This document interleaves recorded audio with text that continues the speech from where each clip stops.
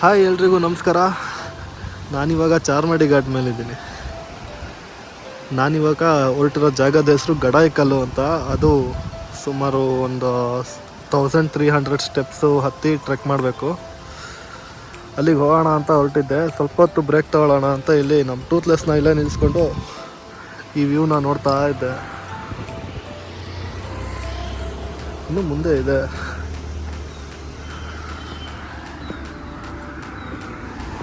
Wow. Okay, ನನ್ನ ride start ಆಗಿ ಆಗಲೇ ತುಂಬ ಹೊತ್ತಾಗಿದೆ. ಈ ಜರ್ನಿನ ಶಿವಪ್ಪ ಸೇಫ್ ರೈಡ್ ಮಾಡ್ತಾರೆ ಅಂತ ನಂಬ್ತಾ ಬಜರಂಗ್ ಬಲಿಕಿ ಜೈ ಅಂತ ಹೇಳ್ತಾ ಲೆಟ್ಸ್ ಗೋ.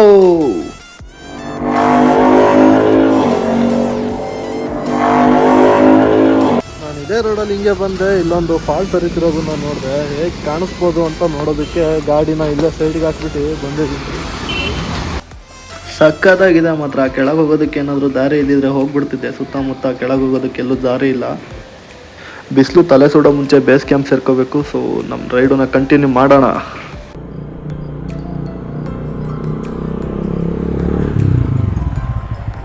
ನಮ್ಮ ಚಾರ್ಮಾಡಿ ಸೌಂದರ್ಯ ನೋಡೋ ಅಪ್ಪ ಅಯ್ಯಪ್ಪ, ತುಂಬಿ ತುಳುಕ್ತೈತೆ. ಈ ರೋಡಲ್ಲಿ ಬೈಕ್ ರೈಡ್ ಬಂದ್ಬಿಟ್ರೆ ಕಣ್ಣಿಗಂತೂ ದೀಪಾವಳಿ ಅಂದರೆ ದೀಪಾವಳಿ. ಅಂದರೆ ನೈಟ್ ಹೊತ್ತಲ್ಲಿ ಫೈರ್ ಕ್ರ್ಯಾಕರ್ಸ್ನ ನೋಡಿದಾಗ ಎಷ್ಟು ಖುಷಿ ಆಗುತ್ತೋ, ಈ ಚಾರ್ಮಾಡಿ ಘಾಟ್ ಮೇಲೆ ಬೈಕ್ ರೈಡ್ ಬರೋವಾಗ್ಲೂ ಅಷ್ಟೇ ಖುಷಿ ಆಗುತ್ತೆ. ಇನ್ನೂ ಅರ್ಲಿ ಮಾರ್ನಿಂಗ್ ಟೈಮಲ್ಲಿ ಬರಬೇಕು, ಸ್ವಲ್ಪ ಹೊತ್ತು ಫಾಗ್ ಎಲ್ಲ ಇರೋವಾಗ. ಆವಾಗ ಇದ್ರದ್ದು ಬ್ಯೂಟಿನೇ ಬೇರೆ. ಕೆಲವೊಂದು ಲಾರಿಗಳ ಹಿಂದೆ ದಾರಿಗಾಗಿ ಧ್ವನಿ ಮಾಡಿ ಅಂತ ಬರ್ದಿರುತ್ತಲ್ಲ, ಆದರೆ ನೀವು ಈ ಥರ ಘಾಟ್ ಮೇಲೆಲ್ಲ ಬರಬೇಕಾದ್ರೆ ದಾರಿಗಾಗಿ ಅಲ್ಲ, ಜೀವಕ್ಕಾಗಿ ಧ್ವನಿ ಮಾಡಿ. ಹೀಗೆ ಹೋಗ್ಬೇಕಾದ್ರೆ ನಮ್ಮ ಬಾಯ್ಸ್ ಎಲ್ಲ ಇಲ್ಲೇ ಕಾಣ್ತಾ ಇದ್ರು. Hi hi. ಇದೊಂದು ಟರ್ನ್ ಆದಮೇಲೆ ಇಲ್ಲೊಂದು ಫಾಲ್ಸ್ ಸಿಗುತ್ತೆ. ಅದ್ರ ಹೆಸರು ಬಂಡೆಕಲ್ಲು ಫಾಲ್ಸ್ ಅಂತ. ಅದು ಚಾರ್ಮಾಡಿ ಘಾಟ್ ಮೇಲೇ ಬರುತ್ತೆ. ಬೇಸಿಗೆಗಾಲದಲ್ಲಿ ಇದ್ರ ಮೇಲೆ ನೀರು ಇರುತ್ತೋ ಇಲ್ಲೋ ಗೊತ್ತಿಲ್ಲ.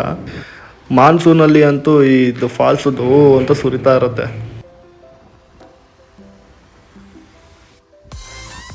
ಇದೇ ಆ ಫಾಲ್ಸು. ಎಲ್ಲ ನಿಂತ್ಕೊಂಡು ನೋಡ್ತವ್ರೆ. ನಾವು ನೋಡೋಣ ಹೆಂಗಿದೆ, ಎಷ್ಟು ನೀರು ಬರ್ತಾ ಇದೆ ಅಂತ. ಇಲ್ಲಿ ನೀರು ಬಂಡೆಕಲ್ಲಿನ ಮೇಲೇ ಹರಿಯೋದ್ರಿಂದ ಬಂಡೆಕಲ್ ಫಾಲ್ಸ್ ಅಂತ ಹೇಳ್ತಾರೆ ಇದನ್ನ. ಬಂಡೆ ಅಂತೂ ಸಖತ್ ಹೈಟ್ ಇದೆಯಪ್ಪ. ಹೀಗೆ ಚಾರ್ಮಾಡಿ ಘಾಟ್ ಮೇಲೆ ಬಂದ್ಬಿಟ್ರೆ ನೋಡಿದ ಕಡೆ ಎಲ್ಲ ನಿಂತು ನೋಡಬೇಕು. ಅಷ್ಟೊಂದು ಚೆನ್ನಾಗಿರೋ ಪ್ಲೇಸ್ಗಳು ದಾರಿ ತುಂಬ ಸಿಗ್ತಾನೆ ಇರುತ್ತೆ. ಅದು ನಮ್ಮ ಚಾರ್ಮಾಡಿ ಘಾಟಿನ ಸ್ಪೆಷಾಲಿಟಿ.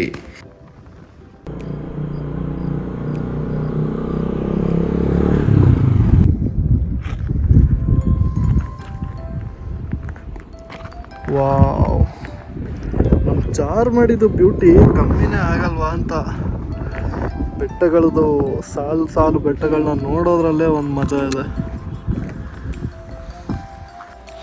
ಟೈಮ್ ಆಗ್ತಾ ಆಗ್ತಾ ಸೂರ್ಯ ನೆತ್ತಿ ಮೇಲೆ ನಿಂತ್ಕೊಂಡು ರಕ್ತ ಕುಡಿತವನೇ ಗುರು. ಎಲ್ಲ ಕಡೆ ನಿಲ್ಲಿಸ್ಕೊಂಡು ಲೇಟ್ ಮಾಡಿಕೊಂಡು ಬೇಸ್ ಕ್ಯಾಂಪಿಗೆ ಹೋದರೆ ಹೆಂಗೆ ನಮ್ಮ ಕತೆ? ಇನ್ನೂ ನಾವು ಬೆಟ್ಟ ಹತ್ತಿ ಇಳಿಬೇಕು. ನಾನು ಹೋಗಬೇಕಿರೋ ಜಾಗಕ್ಕೆ ತುಂಬಾ ಹತ್ರದಲ್ಲಿದ್ದೀನಿ. ಅದೇ ಗಡಾಯಿಕಲ್ಲು ಬೆಟ್ಟ. ಅಂದರೆ ಅಲ್ಲಿ ಪಾರ್ಕಿಂಗಲ್ಲಿ 50 ರೂಪೀಸ್ ಪರ್ ಹೆಡ್ ಫೀಸ್ ಅಂತ ತಗೊಳ್ತಾರೆ. ಅದು ಬಿಟ್ಟು ಬೇರೆ ಏನೂ ಎಕ್ಸ್ಟ್ರಾ ಚಾರ್ಜ್ ಇಲ್ಲ. ಸೊ ಫೈನಲಿ ನಾನು ಒಳಗೆ ಬಂದಾಗಿದೆ. ಲೆಟ್ಸಿ ಸ್ಟಾರ್ಟ್ ಮಾಡೋಕ್ಕಿಂತ ಮುಂಚೆ ಇಲ್ಲಿಗೆ ಹೋಗಿ ಬಂದ್ಬಿಡೋಣ. ಒಬ್ಬರೇ ಎಲ್ಲ ಬರೋಕ್ಕೆ ಹೋಗ್ಬೇಡಿ ಇಲ್ಲಿಗೆ, ಜೊತೆಗೆ ಯಾರಾದರೂ ಫ್ರೆಂಡ್ಸ್ ಒಟ್ಟಿಗೆ ಬನ್ನಿ. ಯಾಕಂದರೆ ಮೆಟ್ಲುಗಳು ಸುಮಾರಿದೆ. ಅಲ್ಲಿ ನಾನು ಕೇಳಿದೆ, ಹತ್ತಿ ಇಳಿಯೋಕ್ಕೆ ಟೋಟಲ್ 3 ರಿಂದ 3.5 ಗಂಟೆ ಬೇಕಂತೆ. ಸೊ ನೋಡೋಣ. ಒಳಗೆ ಬಂದಾಗಿದೆ, ನಡೀತಾ ಇದೆ ಹೇಗೋ ಟ್ರೆಕ್ಕು. ಸೊ ನೀವ್ಯಾರಾದರೂ ಬರೋಕ್ಕೆ ಪ್ಲ್ಯಾನ್ ಮಾಡಿದ್ರೆ ನಿಮ್ಮ ಗ್ಯಾಂಗ್ ಜೊತೆ ಅಥವಾ ಇನ್ನೊಬ್ಬ ಫ್ರೆಂಡ್ ಜೊತೆ ಬಂದ್ಬಿಡಿ. ನಾನಿನ್ನೂ ಹತ್ತಬೇಕಾಗಿರೋದು ಅಷ್ಟು ದೂರ ಇದೆ ಗುರು. ನಜ್ಜಿ ಹತ್ತಬೇಕಾ?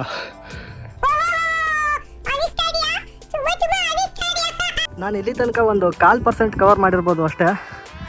ಅಷ್ಟಕ್ಕೆ ನನ್ನ ಪರಿಸ್ಥಿತಿ ಹೇಗಾಗಿದೆ ಅಂತಂದರೆ, ನಾನು ಹಾಕೊಂಬಂದಿರೋ ಬಟ್ಟೆ ಪೂರ್ತಿ ನೆಂದೋಗ್ಬಿಟ್ಟಿದೆ. ಎಲ್ಲ ಮಳೇಲಿ ನೆಂದ್ಕೊಂಬಂದಿದ್ದೀನೇನೋ ಅನ್ಬೇಕು, ಆ ಥರ ಆಗಿದೆ. ಮತ್ತು ಈ ಮೆಟ್ಲುಗಳನ್ನ ಹತ್ತಿ ನನ್ನ ಕಾಲುಗಳು ಇಲ್ಲೇ ನಡುಕ್ತಾ ಇದೆ ಡಗಡಗಡಗ ಅಂತ. ನಾನು ಹೇಳ್ದೆ ಅಲ್ಲ ಅಂತ.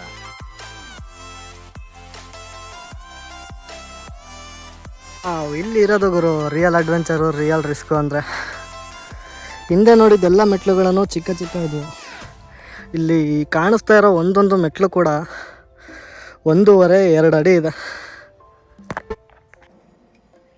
ಅಸ್ಲಿ ಆಟ ಇವಾಗ ಶುರು. ನೋಡೋಣ, ಅರ್ಧಕ್ಕೆ ಬಂದಿದ್ದೀನಿ. ನನಗಿಲ್ಲಿ ವಾಪಸ್ ಹೋಗಬೇಕು ಅಂದರೂ ಕಷ್ಟನೇ. ಇಲ್ಲಿ ಹೇಗಿದ್ರು ಅರ್ಧಕ್ಕೆ ಬಂದಿರೋದ್ರಿಂದ ಮೇಲೋಗಿ ಬಿಡೋದೇ ಒಳ್ಳೇದು ಅನಿಸುತ್ತೆ. ಬಂದಿರೋದು ಅಟ್ಲೀಸ್ಟ್ ಯೂಸ್ ಆದರೂ ಆಗುತ್ತೆ. ಓಕೆ, ಹೋಗೋಣ. ಶಿವಪ್ಪ ನಮ್ಮ ಜೊತೆ ಇರ್ತಾನೆ ಅಂತ. ಕುಗ್ಗದಿರೋ ಹಿಗ್ಗದಿರೋ ಜಗ್ಗಿ ನಡೆ ಮುಂದೆ. ಅಷ್ಟೊಂದು ಮುಂದೆ ಹೋಗ್ಬೇಕಾ? ಸುಮಾರು ಪ್ಲೇಸಸ್ಗಳಿದ್ದಾವೆ ಕರ್ನಾಟಕದಲ್ಲಿ, ಆಯಿತಾ. ಅಲ್ಲಿಗೆಲ್ಲ ಫ್ರೆಂಡ್ಸ್ ಒಟ್ಟಿಗೋ ಅಥವಾ ಒಬ್ಬನೇನಾದರೂ ಯಾವಾಗಾದರೂ ಹೋದರೆ ಮತ್ತೆ ಮತ್ತೆ ಹೋಗಬೇಕು ಅನ್ನೋ ಫೀಲ್ ಕೊಡುತ್ತೆ ಅಲ್ವಾ. ಇಲ್ಲಿಗೆ ಮಾತ್ರ ಇದೇ ಲಾಸ್ಟು, ಇದೇ ಫಸ್ಟು. ಇಲ್ಲ, ಫ್ರೆಂಡ್ಸ್ ಒಟ್ಟಿಗೆ ಬಂದಿದ್ರೆ ಮಜವಾಗಿರ್ತಿತ್ತು ಅನಿಸುತ್ತೆ. ಈ ತಲೆ ಮೇಲಿರೋ ಸೂರ್ಯನಿಂದ ಭಾಳ ಸ್ಟ್ರೆಸ್ ಆಗ್ತಿದೆ. ನೀರು ತುಂಬ ಹಿಡ್ಕೊಂಬರ್ಬೇಕು ನೀವು. ಎಷ್ಟು ನೀರು ಹಿಡ್ಕೊಂಬಂದ್ರೂ ಸಾಲೋದಿಲ್ಲ ಇಲ್ಲಿ.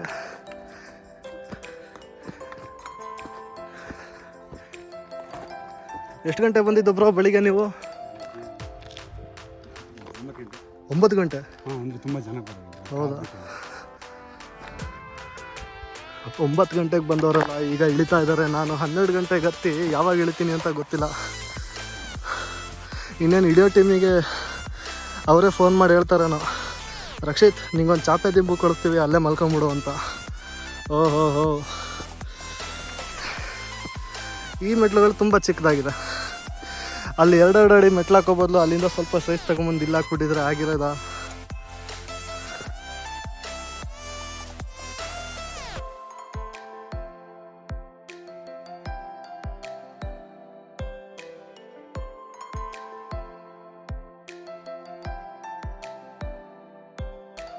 ಸ್ವಲ್ಪ ದೂರ ಹತ್ತಿ ಆದಮೇಲೆ ಸ್ವಲ್ಪ ಕೋಟೆ ಥರ ಸ್ಟ್ರಕ್ಚರ್ ಏನೋ ಕಾಣ್ತಾ ಇದೆ ಇಲ್ಲಿ.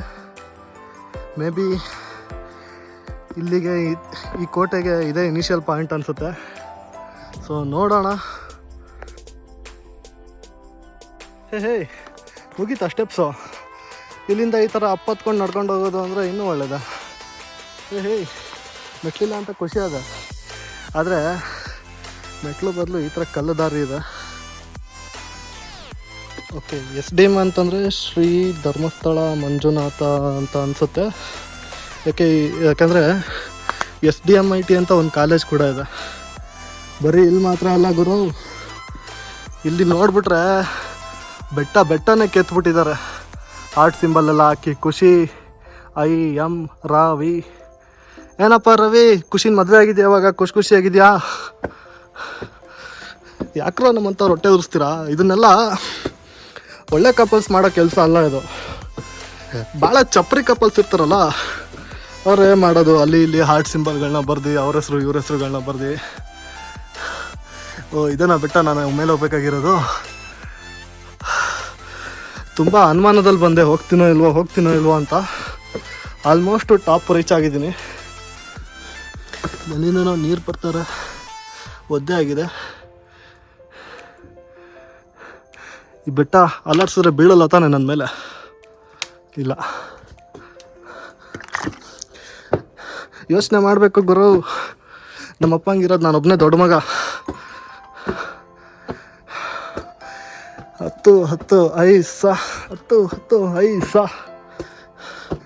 ಎಷ್ಟು ಹತ್ತದ?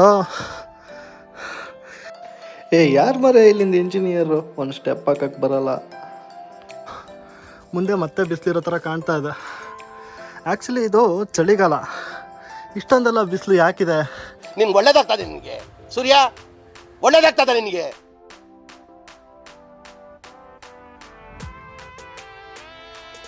ನಿಜವಾಗ್ಲೂ ಇಲ್ಲಿವರೆಗೂ ಹತ್ತಿದ್ದು ಕಷ್ಟ ಅಂತ ಅನ್ನಿಸ್ಲಿಲ್ಲ. ಆದರೆ ಆ ಪಾಯಿಂಟಿಂದ ಸ್ಟಾರ್ಟ್ ಆದಮೇಲೆ ಇಲ್ಲಿಂದ ಪೂರ್ತಿ 90 ಡಿಗ್ರಿ ಸ್ಟೀಪ್ ಇದೆ ಗುರು. ಮಿಸ್ಸಾಗಿ ಸ್ವಲ್ಪ ಹಿಂದೆ ಬಿದ್ದ ಅಂತಂದ್ರೂ ಬೀಳ್ತಾ ಹೋಗೇ ಬಿಡ್ತಾನೆ. ಸಿಗಲ್ಲ ಅಂತಲ್ಲ, ಆದರೂ 90 ಡಿಗ್ರಿ ಸ್ಟೀಪ್ ಇದೆ ಇದು. ಒಬ್ಬರೇ ಬರೋದೆಲ್ಲ ತುಂಬ ಸಾಹಸ. ಎಲ್ಲದನ್ನು ಎಕ್ಸ್ಪೀರಿಯನ್ಸ್ ಮಾಡಬೇಕು ಲೈಫಲ್ಲಿ. ಅಂಬೆಗಾಲು ಇಟ್ಕೊಂಡು ಹೋಗ್ತಾ ಇದ್ದೀನಿ, ನೀವು ನಂಬ್ತಿರೋ ಇಲ್ವೋ? ಇಲ್ಲೆಲ್ಲ ತುಂಬ ಜಾರ್ತಾ ಇದೆ. ಆಗಲ್ಲ, ವಾಪಸ್ ಹೋಗ್ತೀನಿ. ನಿಜವಲ್ಲೂ ನೀರು ಇಳಿಸ್ಬಿಡ್ದು. ಬಂದವರು ಹಾಗೆ ಹೇಳಿದ್ರು, ಇಲ್ಲಿ ಮೇಲೆ ಜರಿ ಹರಿತಾ ಇದೆ, ಈ ಜರಿ ಸ್ವಲ್ಪ ಮೇಲೆ ಹತ್ರ ನೀರು ಕುಡಿಯೋಕ್ಕೆ ತುಂಬ್ಕೋಬೋದಂತೆ.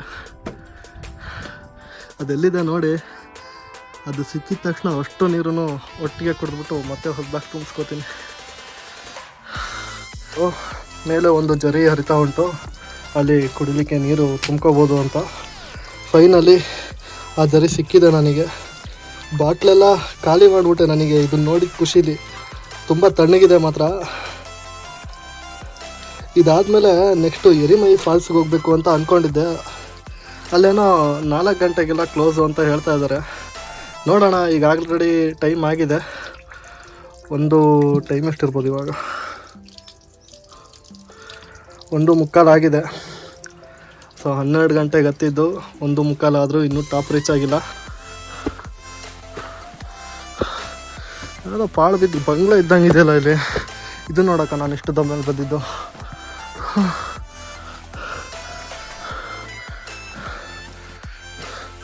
ಹಾವು ಚಿರತೆ ಏನಿಲ್ಲ ತಾನೆ? ಯಾರ್ದೋ ನಂಬರೆಲ್ಲ ಹಾಕೋರಿಲ್ಲಿ. ಯಾವುದೋ ಮನೇನ ಕೋಟೆನ ಅನಿಸುತ್ತೆ ಇದು. ಸೊ ಚಾವಣಿ ಎಲ್ಲ ಕುಸಿದ್ಬಿಟ್ಟಿದೆ ಮಳೆಗೆ ಅನಿಸುತ್ತೆ. ಈ ಕಡೆ ರೂಮಲ್ಲಿ ಏನಿದೆ, ಅಲ್ಲಿ ಏನೋ ಇಡೋಕ್ಕೆ ಮಾಡೋರೆ. ಮೇ ಬಿ ದೀಪ ಇಡೋದಕ್ಕೆ ಅಥವಾ ದೀಪ ಸ್ತಂಭ ಇಡೋದಕ್ಕೆ ಮಾಡ್ಕೊಂಡಿದ್ದು ಅನಿಸುತ್ತೆ. ಸೇಮ್ ಈ ರೂಮ್ ಕೂಡ ಅದೇ ಡಿಸೈನ್ ಇದೆ. ದೇವರ ಇದು, ನಾನು ಚಪ್ಪಲಿ ಹಾಕೊಂಡೊಳಗೆ ಬಂದುಬಿಟ್ಟಿದ್ದೀನಿ, ಕ್ಷಮಿಸ್ಬಿಡು ದೇವರೇ.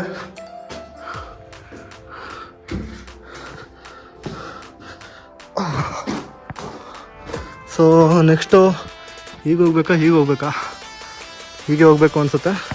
ಆದರೆ ಇಲ್ಲೇನಿದೆ ನೋಡೋಣ. ಅದು ಗುಹೆ ಇದ್ದಂಗಿದೆ. ಗುಹೆನೇ ಆಗಿದ್ರು ಪರವಾಗಿಲ್ಲ, ಕರಡಿನೋ ಚಿರತೆನೋ ಇರದೇ ಇದ್ರೆ ಸಾಕು ದೇವ್ರೆ. ಯಾರಿಲ್ಲ ಅಲ್ಲ, ಯಾರಿಲ್ಲ. ಭಯ ಆಯಿತು ಗುರು, ಹಿಂದೆ ಯಾರೋ ಬಂದಂಗೆ ಏನೋ ಬಂದಂಗೆ. ಜೈ ಹನುಮಾನ್. ಈ ಬೆಟ್ಟ ತುಂಬ ಹಪ್ಕೊಂಡ್ಬಿಟ್ಟಿದೆ ಅನ್ಸುತ್ತೆ ಈ ಮರ. ನೋಡ್ಬೋದು, ಬೇರೆಲ್ಲ ಬೆಟ್ಟಕ್ಕೇನೆ ಅಂಟ್ಕೊಂಡ್ಬಿಟ್ಟಿದೆ. ಓತಿಕೇತ ಮನ ಮರ್ಯಾದೆ ಇಲ್ಲ ನಿನಗೆ. ನಾನು ಮೊದಲೇ ಗಾಬರಲ್ಲಿ ಬರ್ತಾ ಇದ್ದೀನಿ.